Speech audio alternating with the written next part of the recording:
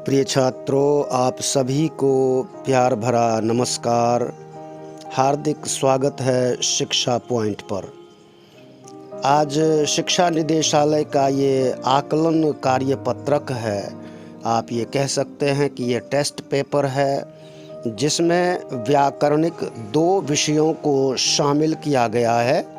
एक तो पद परिचय से संबंधित और एक दूसरा है रचना के आधार पर वाक्यों से संबंधित। इन दोनों विषयों को आप पिछले कार्यपत्रकों में अच्छे से समझ चुके हैं। पद परिचय का मतलब है पद, यानी कि वाक्यों में प्रयुक्त शब्द, जितने भी शब्द होते हैं वे पद होते हैं। उनका जब व्याकरण से संबंधित परिचय दिया जाता है, मसलन कि वो किस प्रकार का शब्द है, उसका लिंग, उसका वचन, कारक, काल आदि से संबंधित जो परिचय दिया जाता है उसे पद परिचय कहते हैं। आप समझ चुके हैं कि रचना के आधार पर 3 प्रकार के वाक्य होते हैं: सरल, संयुक्त और मिश्रित या मिश्र वाक्य। सरल वाक्य में एक ही प्रधान क्रिया होती है और संयुक्त वाक्य में 2 स्वतंत्र उपवाक्य होते हैं जो समुच्चय बोधक यानी योजकों से जुड़े होते हैं।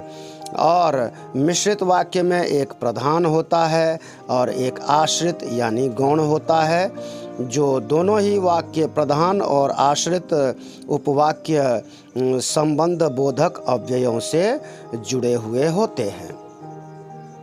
अब इन दोनों विषयों के आधार पर ये टेस्ट प्रश्न हैं कुछ। इन प्रश्नों के सही उत्तर देने हैं।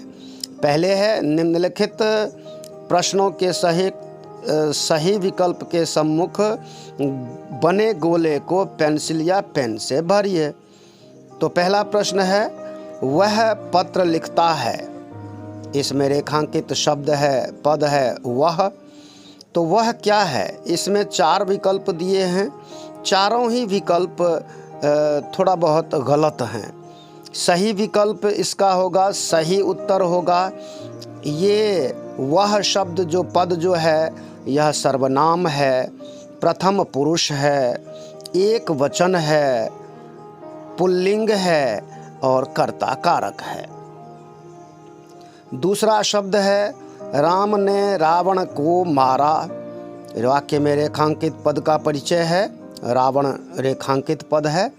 तो इसका सही विकल्प है डी, यानी यह संज्ञा पद है, व्यक्तिवाचक है, एक वचन है, पुल्लिंग है और कर्म कारक है। तीसरा प्रश्न, मैं कलम से लिखता हूँ। वाक्य में रेखांकित पद का परिचय है, कलम रेखांकित है। तो यह इसका सही विकल्प है बी, संज्ञा, जातिवाचक, एकवचन, स्त्रीलिंग, कर्ण कारक। चौथा प्रश्न है, पेड़ों से पत्ते गिरने लगे।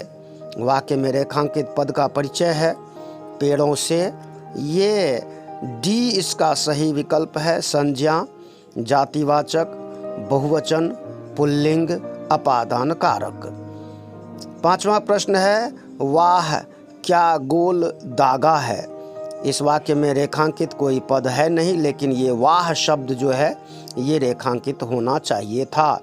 तो इसका है सही विकल्प है ए, अव्यय, विस्मयादि बोधक, हर्ष बोधक। अब है रचना के आधार पर वाक्यों से संबंधित प्रश्न हैं।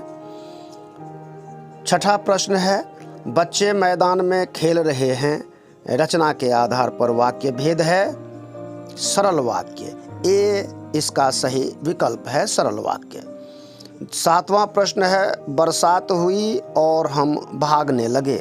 रचना के आधार पर वाक्य भेद है संयुक्त वाक्य। सी इसका सही विकल्प है, संयुक्त वाक्य। 8वां प्रश्न है, शिक्षिका ने कहा कि कल छुट्टी रहेगी। रचना के आधार पर वाक्य भेद है सी इसका सही विकल्प है, मिश्र वाक्य। मेरी माँ चाहती है कि मैं अच्छा खिलाड़ी बनूं। उपवाक्य का भेद लिखिए। तो इसका सही विकल्प है ए, संज्ञा उपवाक्य। 10वां प्रश्न है, मैं जानता हूँ कि बारिश होने वाली है, उपवाक्य का भेद लिखिए। बी इसका सही विकल्प है, संज्ञा उपवाक्य। तो ये सारे प्रश्नों के उत्तर देखे आपने। पद परिचय फिर से बता रहा हूँ, पद परिचय से संबंधित और रचना के आधार पर वाक्य से संबंधित 2 वीडियोज़ ऑलरेडी आपको मैंने पहले भी लिंक भेजा था। इस वीडियो में भी डिस्क्रिप्शन बॉक्स में लिंक डाला जाएगा। आप सभी छात्र वहां से उन दोनों वीडियोज़ को देखें और दोनों प्रकार के विषयों को ठीक तरह से समझ लें और जो भी टेस्ट है उसको भी समझें। अपनी तैयारी को ज़ोरदार ढंग से करें ताकि परीक्षाओं में आप बेहतर प्रदर्शन कर सकें। और चैनल को सब्सक्राइब भी करें। आप लोग वीडियोज़ तो देखते हैं लेकिन सब्सक्राइब नहीं करते हैं।